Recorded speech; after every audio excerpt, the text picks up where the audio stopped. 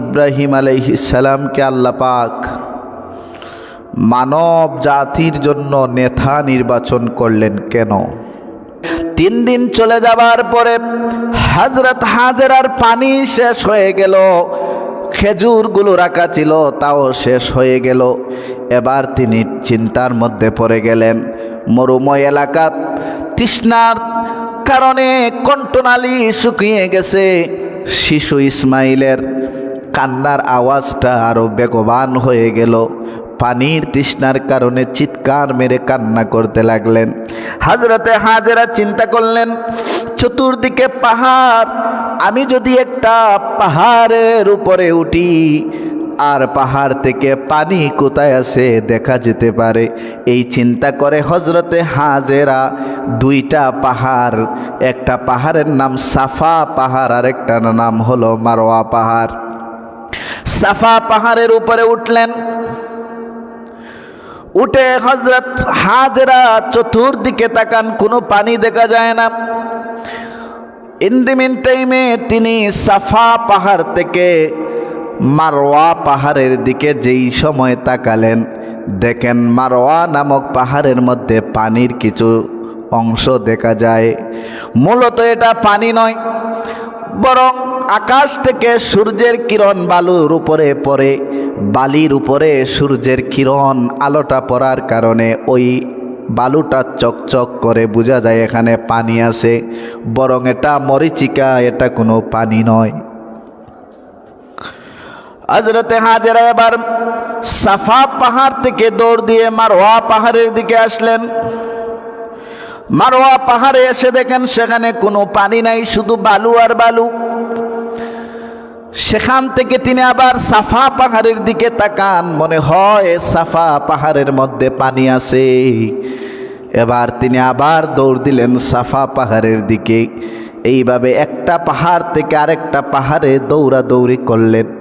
হাজী সাহেবরা যে দৌড়াদৌড়ি করেন, হযরতে হাজেরার এইভাবে 7টা চক্কর একটা পাহাড় থেকে আরেকটা পাহাড়ে দিয়েছেন।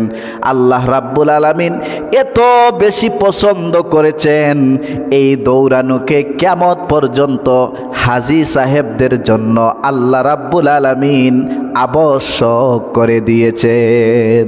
সুবহানাল্লাহ। যে হাজী সাহেবরা যাবেন হজ করতে অথবা উমরা করতে, সাই করতে হবে সেই পাহাড় দ্বয়ের মধ্যে, দৌড়াদৌড়ি করতে হবে। এখন তো কত সুন্দর করে সিস্টেম করে এই এরিয়াটাকে বানানো হয়েছে, কিন্তু আগে মরুময় এলাকা ছিল, গরম বালু পাথরের এলাকা ছিল। 7 নাম্বার বার যখন হযরতে হাজেরা দৌড় দিয়ে মারওয়া পাহাড়ের দিকে আসলেন, এসে দেখেন সেখানেও পানি নাই। এবার শিশু পুত্র ইসমাইল, যাকে বালুর উপর শোয়ানো হয়েছিল, ওই সন্তানের দিকে তাকালেন আর দেখেন সন্তান মুস্কি মুস্কি হাসতেছেন। দৌড়াইয়া সন্তানের নিকট আসলেন হাজেরা। এসে দেখেন সন্তানের পায়ের নিচ থেকে সুন্দর করে পানির নিচ থেকে, বালির নিচ থেকে পানি উঠতেছে। হাজেরা আলাইহিস সালাম যখন আসলেন, দেখেন সন্তানের পায়ের নিচ থেকে পানি উঠতেছে। কাছে একজন মানুষ দাঁড়ানো। হযরতে হাজের বললেন, কে আপনি এখানে আমার সন্তানের সামনে দাঁড়ানো? তিনি জবাব দিলেন, আনা জিবরিল। হাজেরা রে, আমি হলাম হযরত জিবরিল আলাইহিস সালাম। আল্লাহ পাক আমাকে পাঠাইছেন পানির সুব্যবস্থা করার জন্য। এই যে তোমার সন্তানের পায়ের নিচ থেকে পানি উঠতেছে, আর পানির টেনশন লাগবে না, এই পানি তৃপ্তি সহকারে খাও এবং পান করো, আর মশক ভর্তি করে জমা রাখো, এই পানি আর কোনো দিন শেষ হবে না। সুবহানাল্লাহ। হযরতে হাজেরা পানি দেখে বড় খুশি হয়ে গেলেন। পানি পান করলেন তৃপ্তি সহকারে, মশকের মধ্যে পানিগুলো জমা রাখলেন। এরপরে দেখেন এই পানি এমন ভাবে উঠতেছে, এমন ভাবে উপরের দিকে পানিটা উঠতেছে, পানিগুলো চতুর্দিকে ছড়িয়ে যাচ্ছে। এই সময় হজরতে হাজেরা এক বালু নিয়ে একটা বাউন্ডারি দিলেন, আইল তৈরি করলেন বালু পাথর দিয়ে। এই যে সুন্দর করে একটা বাউন্ডারি দিলেন, ওই বাউন্ডারি দিয়ে পানিটাকে আটক করে রাখলেন। আর পানিগুলো বাউন্ডারির উপর দিয়ে যখন উঠতে শুরু করলো, সঙ্গে সঙ্গে হজরত হাজের একটা শব্দ উচ্চারণ করলেন। শব্দের নাম হলো জম জম, অর্থাৎ তাম, থেমে যাও। পানিকে ইশারা করে ইঙ্গিত করে বলতে লাগলেন, জম জম, তামো, থেমে যাও, আর উপরের দিকে উঠবে না, যেখানে আসো সেখানেই থাকো। কেউ বলেছেন এটা সুরিয়ানি ভাষা, কেউ বলেছেন এটা আরবি ভাষা। যেই ভাষাই হোক না কেন, এই ভাষা দ্বারা জমজম দ্বারা এটাই প্রমাণ করে যে জমজম মানে হচ্ছে থেমে যাও, অর্থাৎ পানিটা যেন বাউন্ডারির উপর দিয়ে আর পৃথিবীর বুকে না চড়ায়। এই জন্যে হজরত হাজরা যে জমজম শব্দ বলেছেন, এই জন্য আল্লাহ পাক খুশি হয়ে এই কূপের নাম, পানির নাম জমজম রেখে দিলেন। সুবহানাল্লাহ। হজরতে জিবরিল বললেন, হাজেরারে, তুমি যদি এই পানিটাকে বাউন্ডারি দিয়ে, ওয়াল দিয়ে, আইল তৈরি করে যদি আটক করে না রাখতে, তাহলে এই পানি এমনভাবে উঠতে শুরু হয়েছিল, সমস্ত দুনিয়া এই জমজমের পানিতে ডুবে যেত। সুবহানাল্লাহ। এই জমজমের পানির ব্যাপারে সহিহ জামির হাদিস নাম্বার 3322 নাম্বার হাদিস, খায়রু মাইন আলা ওয়াজহিল আরদি মাউ জামজাম ফিহি তাআমুন মিন তুমিন ওয়া শিফাউন মিন শুকমিন। আল্লাহ নবী বলেন, দুনিয়ার বুকে সর্বোত্তম পানি যেই পানি হলো জমজমের পানি, অর্থাৎ এই পানির মধ্যে 3টা বৈশিষ্ট্য আছে। 1 নাম্বার বৈশিষ্ট্য হলো, এই পানি যদি আপনি পান করেন তাহলে আপনার তৃষ্ণা মিটে যাবে, আপনার আর পানির পিপাসা লাগবে না। 2 নাম্বার হলো, এই পানি পান করলে পেটে যদি আপনার খিদা থাকে তাহলে পেটটা আপনার ভরে যাবে, ক্ষুধাটা মিটে যাবে। 3 নাম্বার হলো লিমা শুরিবালাহু, আর এখানে বলা হচ্ছে ওয়া শিফাউন মিন শুকমিন, অর্থাৎ আপনি যদি পেটের ভিতরে, শরীরের ভিতরে যদি কোনো অসুস্থতায় ভুগেন আর এই জমজমের পানি নিয়ত করে আপনি পান করেন, পেটের ভিতরে থাকা অসুস্থতাকে, রোগটাকে আল্লাহ রাব্বুল আলামিন মাফ করে দিবেন। সুবহানাল্লাহ। এই জন্য জমজমের পানিকে বর্তমান বিজ্ঞান অনেকবার গবেষণা করেছে যে এই পানির মধ্যে কোনো ব্যাকটেরিয়া, জীবাণু আছে কিনা একটু পরীক্ষা করি। 139 বার পরীক্ষা করে দেখেছে জমজমের পানির মধ্যে কোনো ব্যাকটেরিয়া নাই, জমজমের পানির মধ্যে কোনো পোকামাকড় নাই, জমজমের পানির মধ্যে এত সুন্দর স্বচ্ছ পানি পৃথিবীর বুকে আর কোনো পানি নাই। সুবহানাল্লাহ। সুনান ইবনে মাজাহ শরীফের মধ্যে হাদিস এসেছে 3062 নাম্বার হাদিস। হাদিস বর্ণনা করেছেন জাবের ইবনে আব্দুল্লাহ রাদিয়াল্লাহু তাআলা আনহু। তিনি বলেন, সামিতু রাসূলুল্লাহি সাল্লাল্লাহু আলাইহি ওয়াসাল্লাম ইয়াকুলু মাউ জামজাম লিমা শুরিবা লাহু। হযরত জাবির ইবনে আব্দুল্লাহ বলেন, আমি শুনেছি আল্লাহর রাসূল এই কথা বলেছেন, মাউ জামজাম লিমা শুরিবা লাহু, জমজমের পানি যেই নিয়ত নিয়ে, উদ্দেশ্য নিয়ে আপনি পান করবেন, আল্লাহ রাব্বুল আলামিন আপনার মনের সেই আশাটাকে পূর্ণ করে দিবেন। সুবহানাল্লাহ। জমজমের পানির কত উপকারিতা, কত ফায়দা। এই জন্য হাজী সাহেবরা হজ করতে গেলে, উমরা করতে গেলে একটা মশক ভর্তি করে কিছু জমজমের পানি নিয়ে আসেন, পরিবার পরিজন আত্মীয় স্বজনদের মধ্যে এই পানিগুলো বন্টন করেন। আর আরব দেশের একটা গবেষণায় দেখা গেছে বৎসরে জিলহজ মাসে যে হজ করার জন্য মানুষরা আল্লাহর বাড়িতে যান, হাজি সাহেবরা, তারা প্রায় 19,000 লিটার পানি তারা পান করেন। সুবহানাল্লাহ, কত হাজার লিটার, 19,000 লিটার পানি তারা পান করেন। এই পানির ব্যাপারে আরেকটা বর্ণনা পাওয়া যায়, পানিটা আপনি কিভাবে পান করবেন। পৃথিবীর বুকে সমস্ত পানি পান করার জন্য সুন্নত তরিকা হলো আপনি বসে বসে পান করবেন, কিন্তু শুধুমাত্র জমজমের পানিটা পান করবেন দাঁড়াইয়া, এটা হলো সুন্নত। হাদিস নাম্বার হলো সহিহুল বুখারীর 1637 নাম্বার হাদিস। আন আব্দুল্লাহ ইবনে আব্বাস রাদিয়াল্লাহু তাআলা আনহু قال জামজাম ফাশারিবা ওয়া হুয়া কায়িমুন। আমি আব্দুল্লাহ ইবনে আব্বাস শুনেছি, সাকাইতু রাসূলুল্লাহ, আমার নবীর সামনে আমি উপস্থাপন করলাম, সাকাইতু রাসূলুল্লাহি সাল্লাল্লাহু আলাইহি সাল্লাম মিন জামজাম, জমজমের পানি আমি রাসূলুল্লাহর সামনে নিয়ে উপস্থাপন করলাম। সঙ্গে সঙ্গে তিনি ফাশারিবা, সেগুলো পান করতে শুরু করলেন। ওয়া হুয়া কায়িমুন, নবীজি তখন দাঁড়ানো অবস্থায় ছিলেন। অর্থাৎ শুধুমাত্র জমজমের পানি বাংলাদেশ থেকে যদি পান করেন দাঁড়িয়ে, পশ্চিম দিকে মুখ করে আপনি একটা নিয়ত করবেন, ওই নিয়ত করে জমজমের পানি 3 শ্বাসে পান করবেন। আল্লাহ পাক আপনার মনের নেক উদ্দেশ্যকে আল্লাহ কবুল করে নিবেন। সুবহানাল্লাহ। জমজমের পানির ব্যাপারে আরো অনেকগুলো হাদিস সহিহুল মুসলিমের মধ্যে হাদিস এসেছে।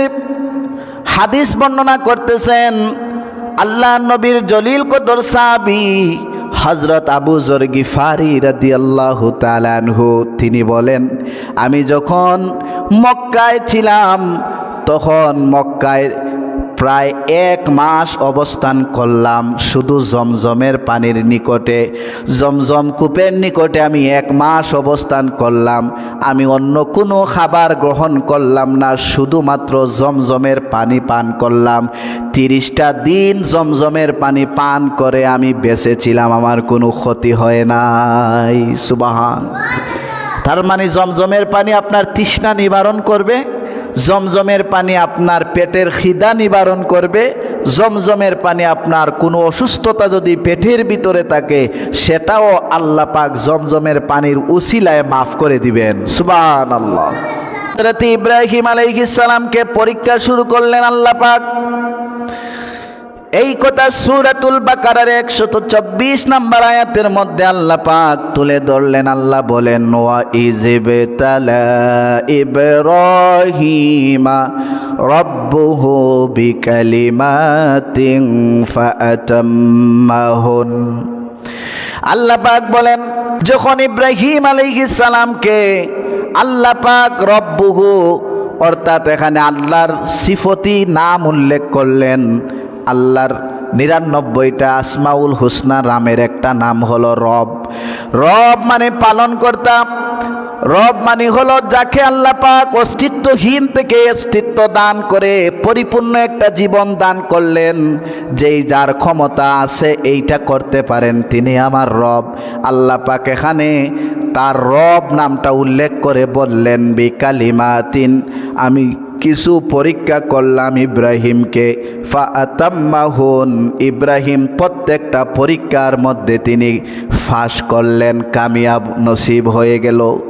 মুফাসসিরিনে কেরাম বলেন, এখানে ইব্রাহিম আলাইহিস সালাম যে পরীক্ষা করেছেন, এই পরীক্ষা একটা দুইটা নয়, 10টা পরীক্ষা আল্লাহ করেছেন। 10টা পরীক্ষায় 100% রেজাল্টে হযরত ইব্রাহিম পাস করে ফেলেছেন। সুবহানাল্লাহ, সুবহান। তাহলে এই পরীক্ষা আল্লাহ কেন করলেন? এর জবাব এখন আল্লাহ নিজেই দিচ্ছেন।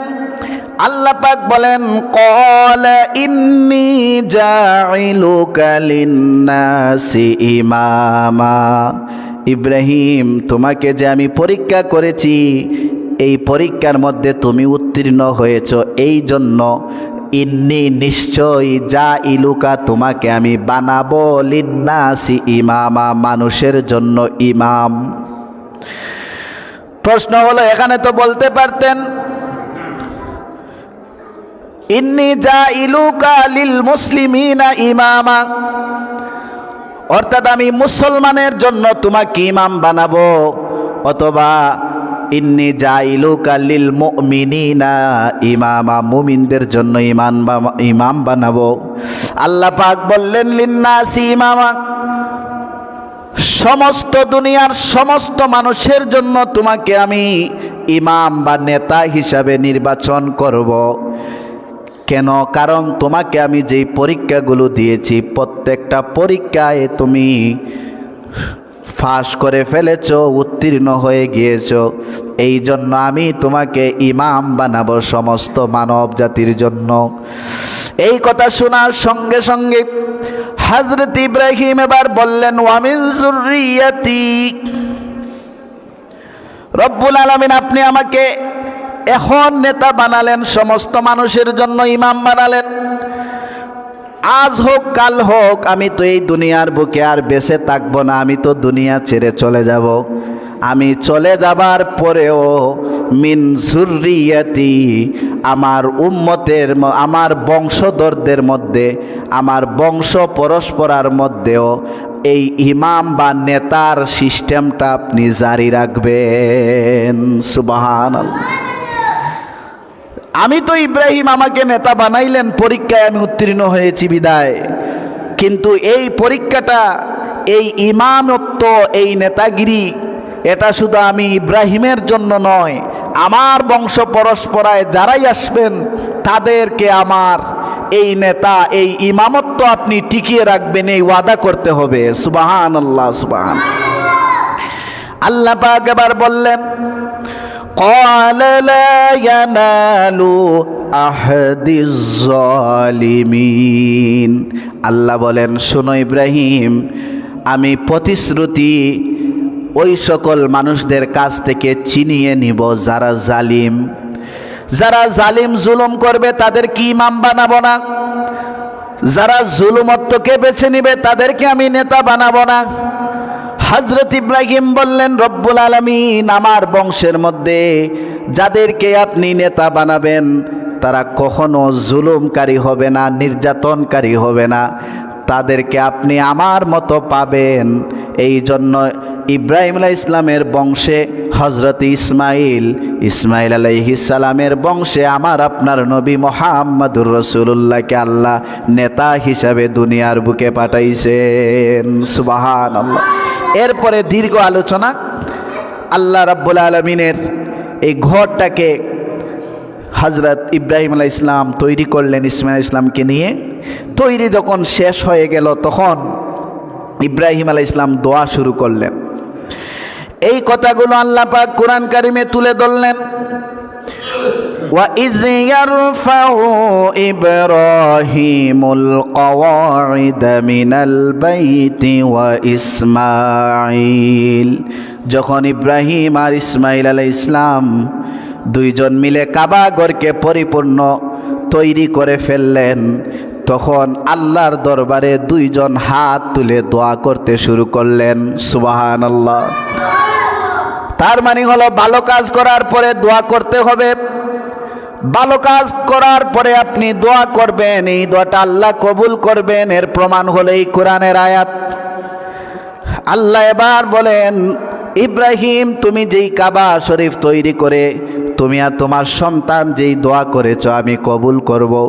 ইব্রাহিম আলাইহিস সালাম হাত তুলে দোয়া করেন রব্বানা তাকাব্বাল মিন্না ইন্নাকা আনতাস সামিউল আলিম।